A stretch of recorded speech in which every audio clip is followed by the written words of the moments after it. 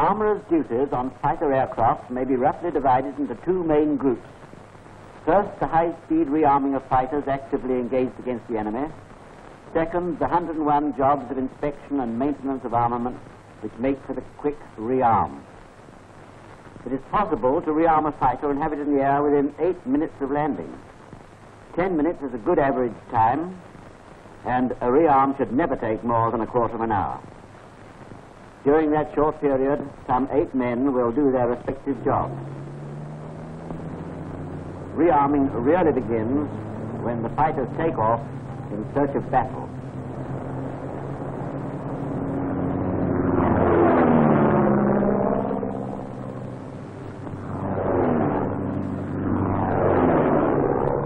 These Spitfires will be away for anything from 20 minutes to 2 hours.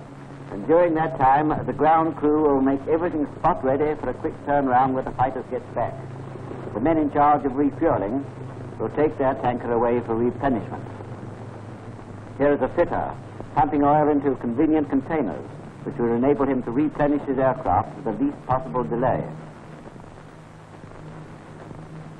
The instrument repairer sees that his oxygen bottles are properly filled by testing their pressure.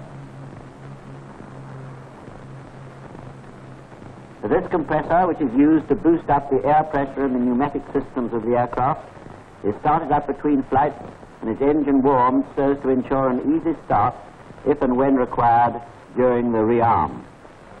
The armourer's duty between flights is to return all empty ammunition tanks and magazines to armoury or other filling points, and then, having drawn replacements, to see that they are complete.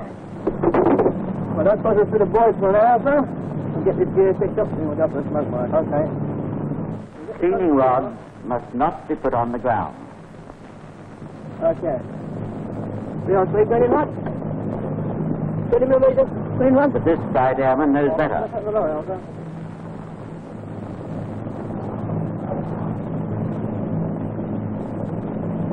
All right, good. Yeah. All right, straight. Pull the door. 50-50, all right, Pat. Side brain? You better put that in your pocket. In the pocket. And the breathing all of that. Now, a 20 millimeter magazine. Boards, they've been checked? Yeah, they've all been checked. Starboard been checked? Yes. All right, you are. Now, it's 3 on 3 tank. Army steps all right? Yes, all the army steps all right. And then, mission load. Correct.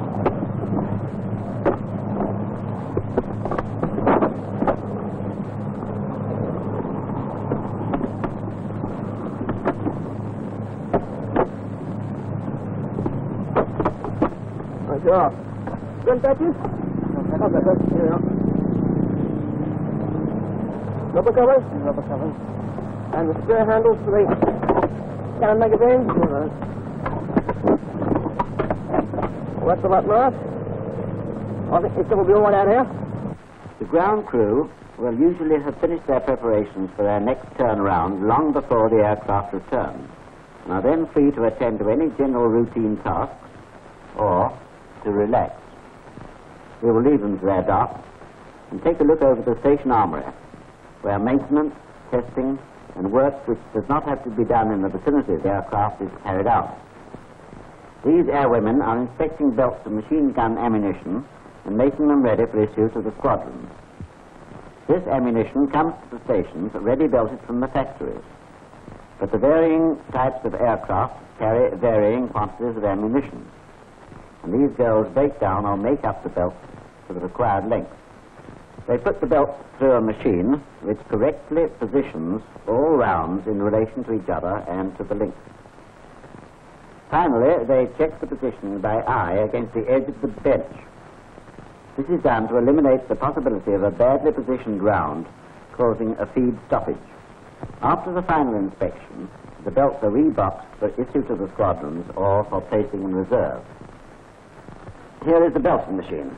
The rounds are put into a hopper at one end and emerge belted at the other. The machine gives good service if properly maintained. It should be kept spotlessly clean and covered when not in use. These men are dealing with machine gun barrels which have been brought in for thorough cleaning. Maintenance of barrels comprises the removal of all fouling and ensures that all barrels in use comply with approved standards. There are three types of fouling: primary, metallic, and erosion. Here you see erosion fouling being removed by hot water, which dissolves the product of cap composition and loosens rust. Primary fouling is easily cleaned in its early stages by cleaning rod and flannelette, but if allowed to remain in the barrel, becomes hardened. Metallic fouling may consist of nickel or copper. Nickeling is best removed by King's Norton solvent, and coppering by a solution of ammonium persulfate, water, and ammonia. Both hardened primary and metallic fouling can be removed with wire gauze. Wire gauze, however, may wear barrels excessively and is only to be used with the permission of an armament officer. The corporal here is examining barrels for metallic fouling. He then uses a gauge. If the gauge passes through a barrel, the barrel is all right. But if the gauge is stopped, there is fouling which must be removed.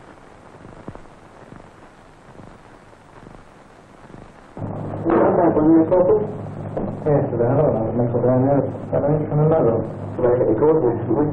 No, I think that's the other one, that's the first. Cover it down there, won't you? Yes, Corporal? I've got a barrel here, sir, it's been rather badly nickeled up. Can you have a look at it, please? Let me see it.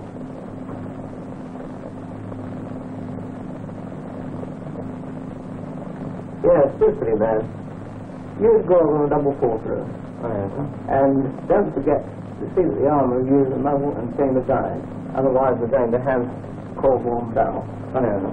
Sure. There's a job for you later, you better get home with yourself here. Yeah, but the armour's up to bed. When you finish with the gauze, fill the barrel up with KNS ammonia solution, and let it stand for 20 minutes. Yes, sir. Then empty it out, fill the barrel up with straight solution of KNS, and let it stand for further 20 minutes. If it runs clear, wash the barrel out in boiling water and bring it back to me for further inspection. What's that, Corporal? In accordance with instructions just received, the armourer proceeds to clean the barrel with gauze. He inserts a double pull-through to which the wire gauze has already been attached. Notice that before starting the actual gauzing, he oils the gauze. Then, with the aid of an assistant, the gauze is pulled backwards and forwards through the barrel until the armourer is satisfied that the fouling is cleared.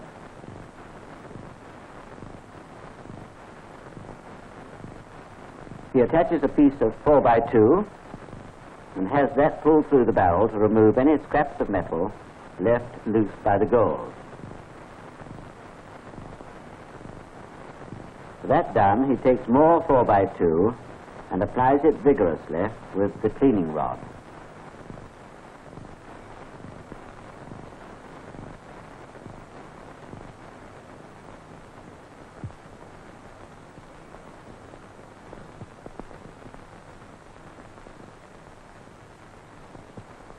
Finally, he repeats the dose, after which the barrel should be ready for its King's Norton treatment to remove nickel which the gauze has not reached.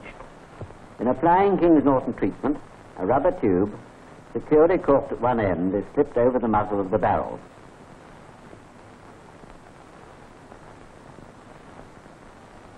King's Norton solution, which should be well shaken up before use, is poured into the barrel.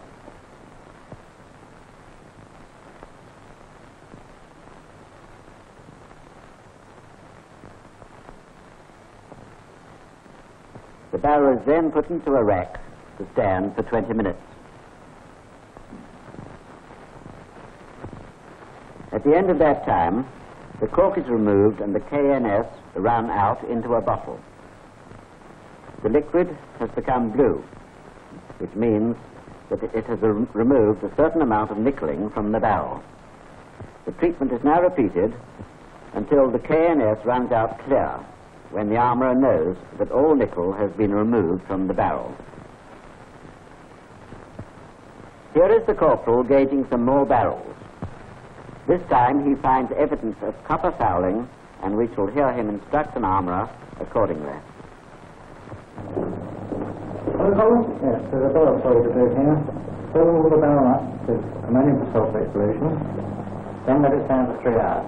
Wash it out, clean it, wash it out again, then thoroughly dry it and bring it back to make a further inspection. Right. Here is an armourer assembling clean, serviceable barrels and barrel extensions. That is, breeching up, which must be carefully done, for if cartridges are not properly supported in the chamber, separated cases will cause serious gun stoppages. The armourer has loosely assembled the barrel to the barrel extension. Now he adds a stripped breech block to the assembly and engages the locking piece. He makes quite certain that the locking piece is engaging properly by allowing it to disengage and engage again. Now, holding the locking piece in engagement with its recess in the breech block, he screws home the barrel till it just touches the cartridge guides on the face of the breech block and engages the barrel locking spring. Should a locking notch on the barrel not happen to be in line with the locking spring, he engages the next notch back, not forward. He makes sure that the locking piece will engage and disengage freely with the breech block when the barrel is locked in position. He now puts his assembly into the breech and barrel casings to ensure that it goes home fully.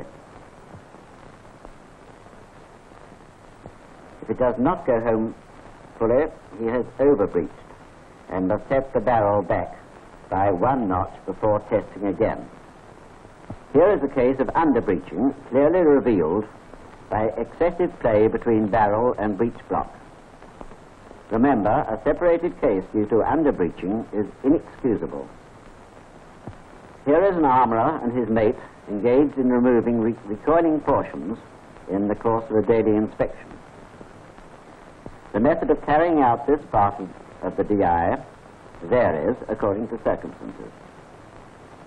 If the aircraft must be kept operational, spare recoiling portions will be substituted for the original ones.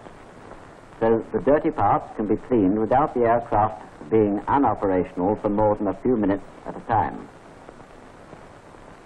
If the aircraft will definitely not be required for a period of an hour, no substitution of parts will be made, but the original recoiling portions will be withdrawn, cleaned, inspected and replaced in their guns.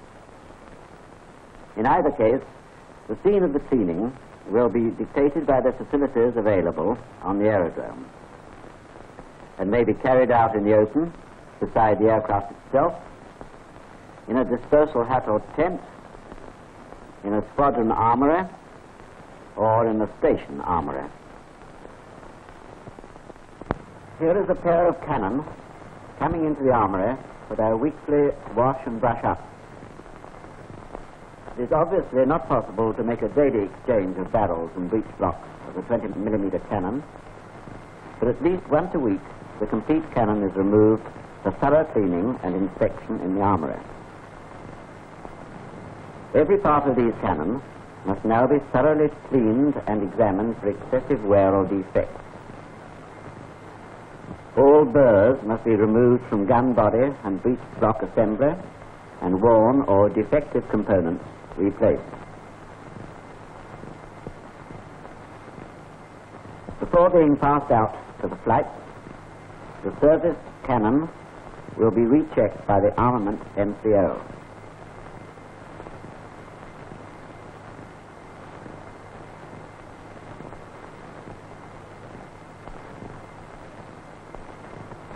Here is an armourer inspecting 20mm ammunition.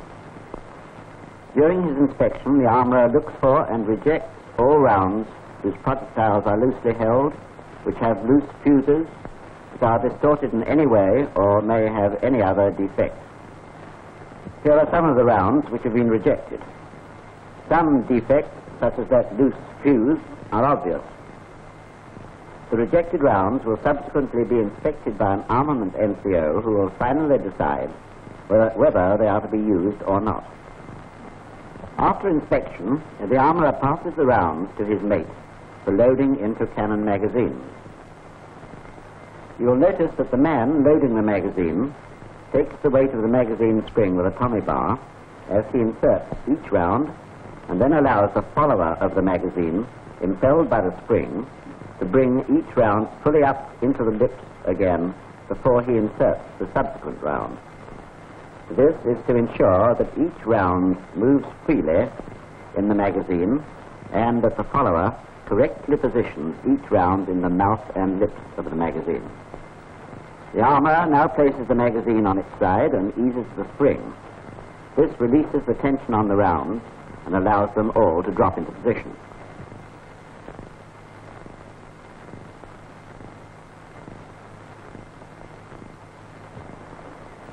Tension is now applied to the booster.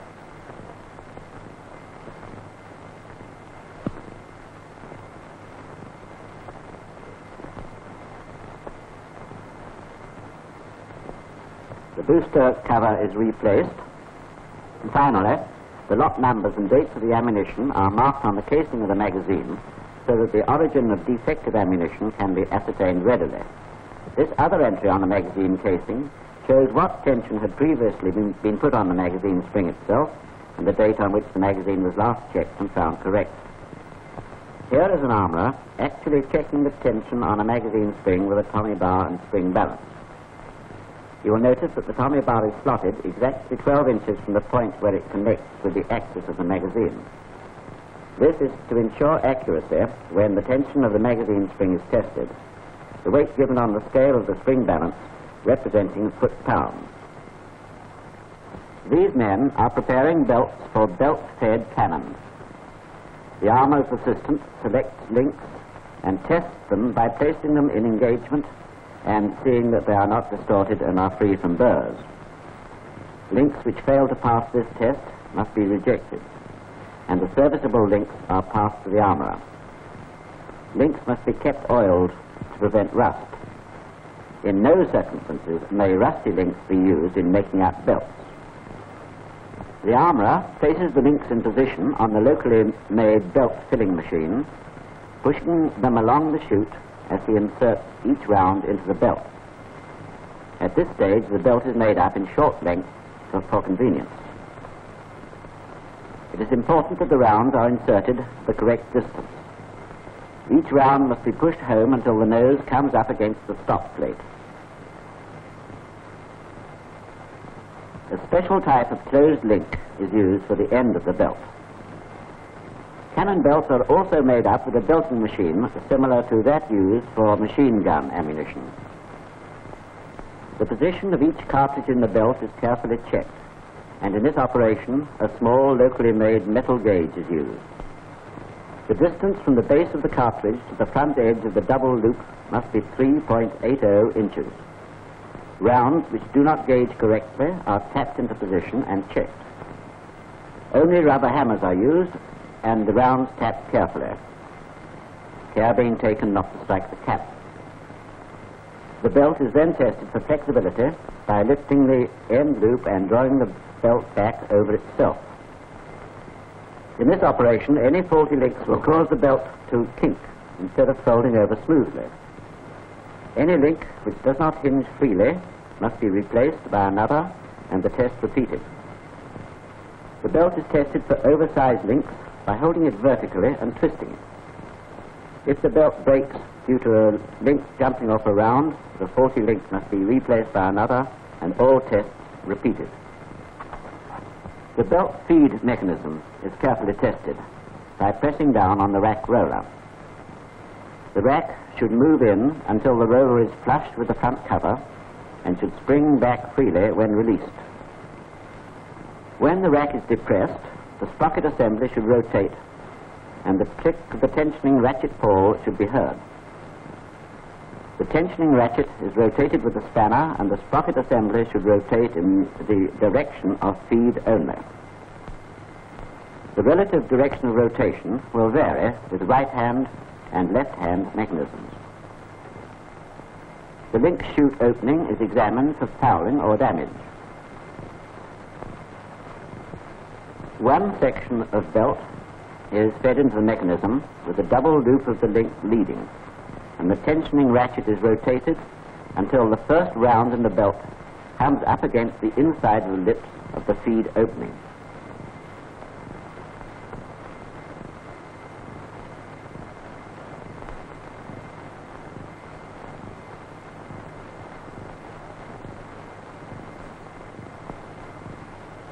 The links of the first round fed into the mechanism are extracted from the link chute.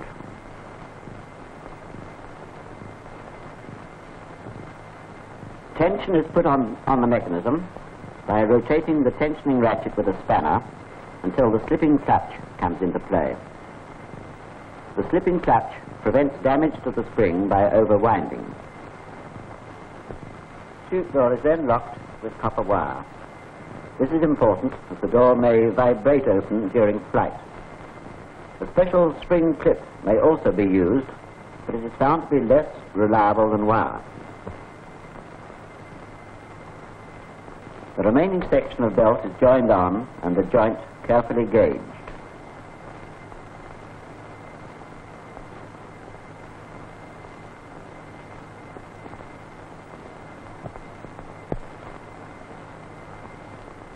It is then stowed in the box.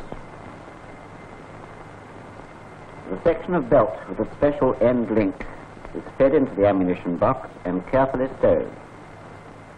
The belt should lie evenly with no kinks.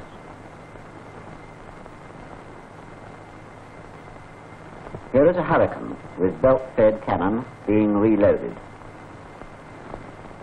The reloading of belt-fed cannon is, of course, different from the magazine process.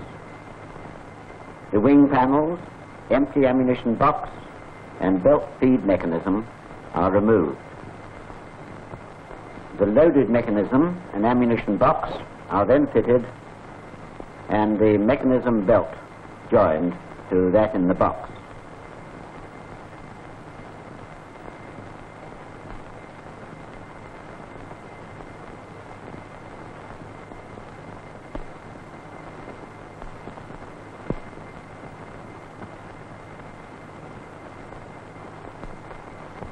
This joint is then carefully gauged.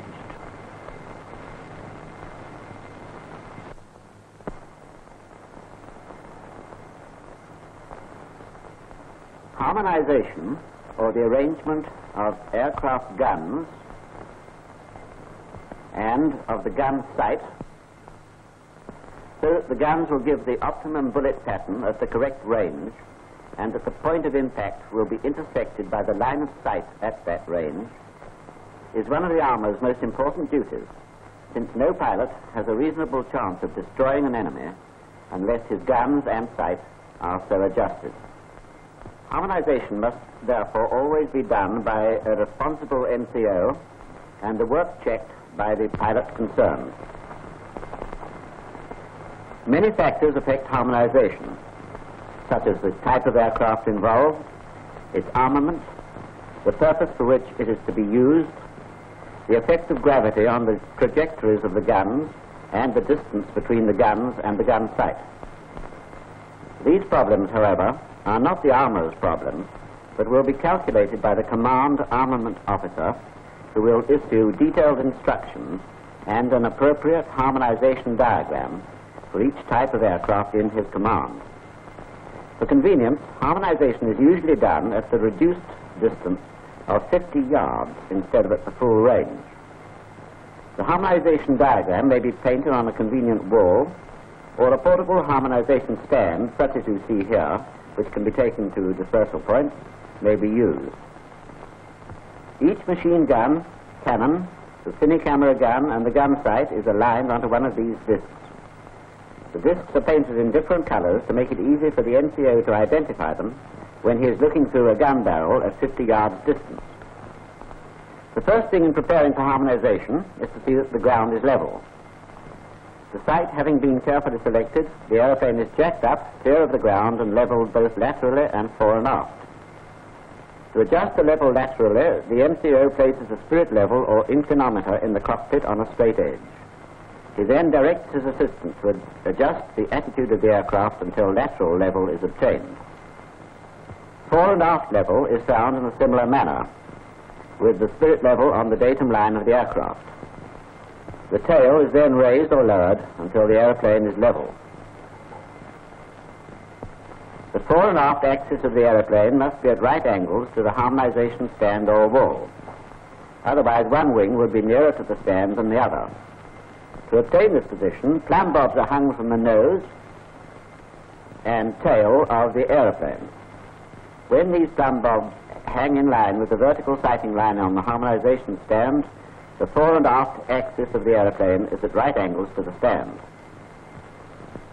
The datum gun or guns must be at the correct angle as laid down for the type of aircraft and on the horizontal sighting line. The angle of the datum guns, in this case the cannons, is checked by means of the inclinometer. Any necessary vertical adjustment is made by the movement of the whole aircraft, which must be kept level. Beginning with the cannon, the guns are now aligned to their discs. When aligning a gun on an aiming disc, the appropriate disc must appear concentric in the bore. Adjustments to cannon are made by an assistant who moves the gun as directed by the NCO. In harmonizing cannon with this type of front mounting, care must be taken not to alter fore and aft adjustment, since such alteration would affect the functioning of the cannon. When the cannon is correctly aligned with its disc, it is carefully locked in position. The NCO will next harmonize the other cannon, after which he will go to the Browning guns.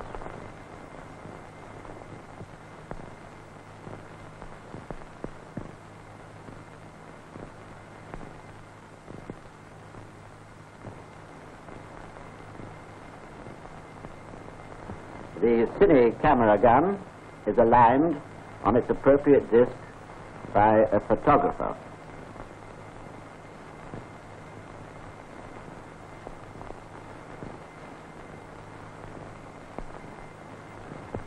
Having finished the guns, the NCO adjusts the sight, and in doing so must see that the center dot of the sight is dead on the center of the gun sight disc. When satisfied, he will lock the sight. Excessive force must never be used when locking gun sights, since this might damage the range bar mechanism and even the graticules. When all harmonization is completed, a final check must be made by the pilot. First, he checks the alignment of the plumb lines with the vertical sighting lines.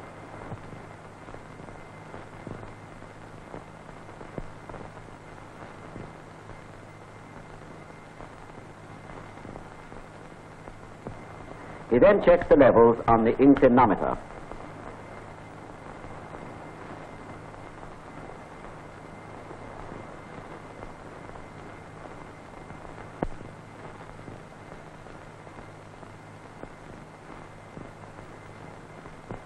He now checks the alignment of the guns on the aiming disc.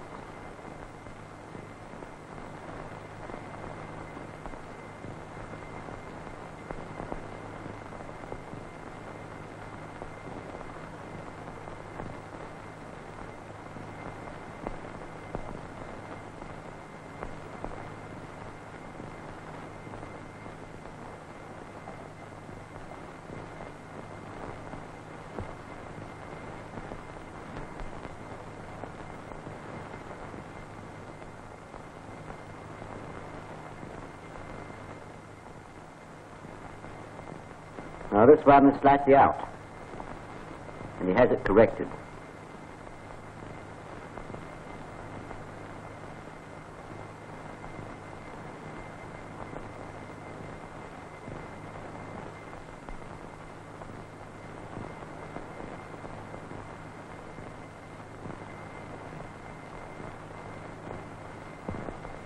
When all guns are completely aligned, they are locked with wire. The locking is then checked by the NCO. Finally, the pilot goes to the cockpit and checks his sight. He finds it okay.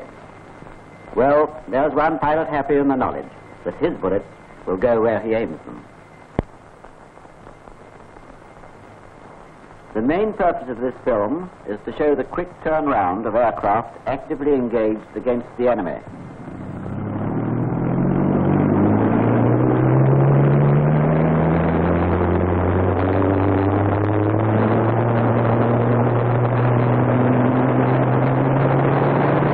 The first thing done when fighters return and taxi to their dispersal points is for the armourers to find out from the pilot that the gun firing controls are safe. Having obtained safe from the pilot, the armourer and his mate remove gun and cannon panels. The armourer works on top of the wings, his mate underneath.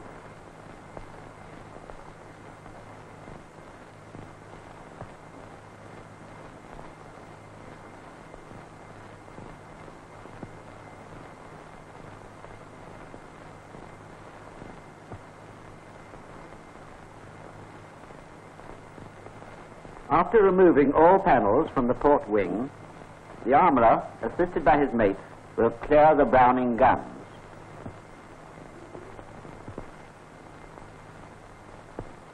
After helping to clear the two machine guns, the armourer's mate goes to the cockpit, where he holds the cannon cocking lever in the cocked position, while the armourer clears the cannon and removes cannon magazine.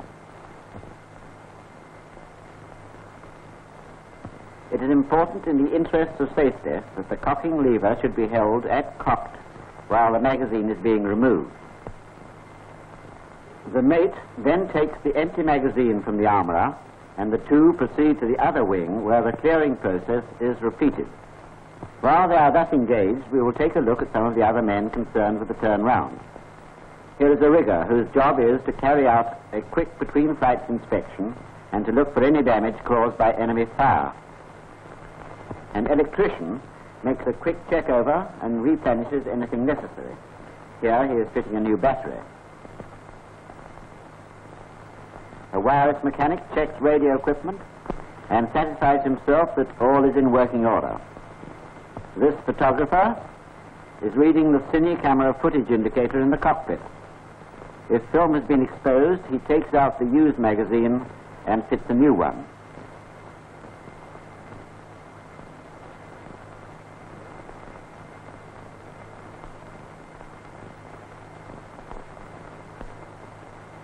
Oxygen empties are removed by the instrument repairer and full bottles fitted.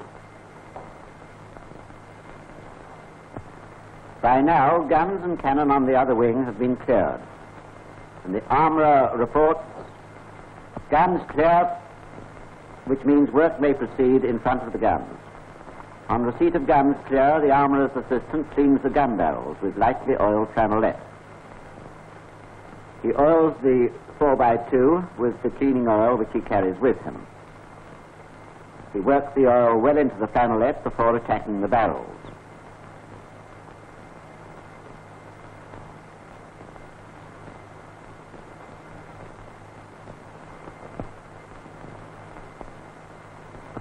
The tanker comes in to replenish petrol supplies under the supervision of the fitter.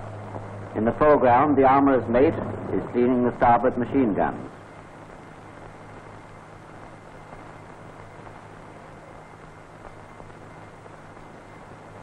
After cleaning all 4 machine guns, the armourer's mate will fit clean 4x2 to his cleaning rod and dry the barrels. It must always be remembered that the turning round of fighter aircraft is an operational measure and must not be confused with or substituted for normal inspection and maintenance.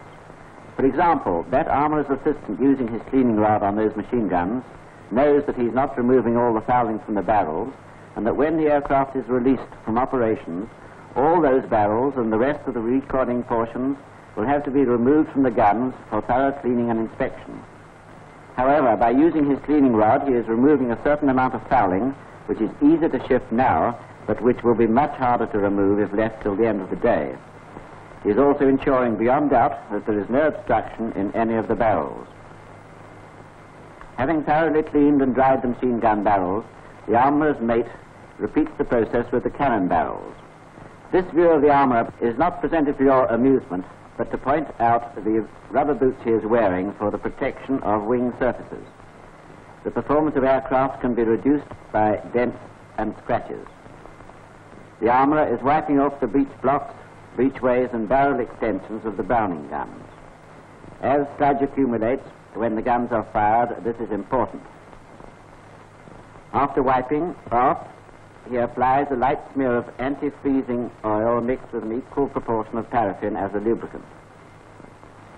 The armourer's mate, having cleaned the cannon barrels with oil, changes the flannelette as he did in the case of the machine gun barrels. Notice that he takes 8 sections of 4x2. Meanwhile, the armourer has cleaned and oiled the recoiling portions of the remaining gun and moves over to the port cannon, where he wipes off and lightly re-lubricates the breech block guides, breech block, and breech way.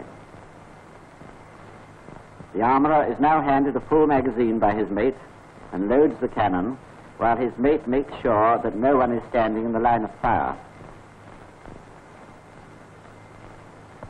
He replaces straps and panels, and then may either reload the other cannon or proceed with the Browning guns on the wing on which he is working. The armourer's mate fits full Browning tanks, offering the loading straps to the armourer through the feed chutes. The armourer assists the loading straps through the feedway and then loads the guns, his mate ensuring that no one is in or enters the line of fire.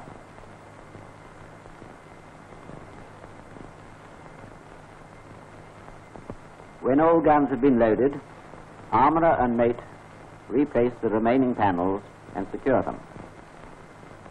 The armourer inspects signal cartridges and, if necessary, replaces them. Meanwhile, his mate repatches gun ports. In preparing patches, it is best to tear half the patch away from the gauze on which it is supplied, and then, sticking this half firmly and smoothly over the top of the gun port, to pull the gauze away and affix the lower half of the patch.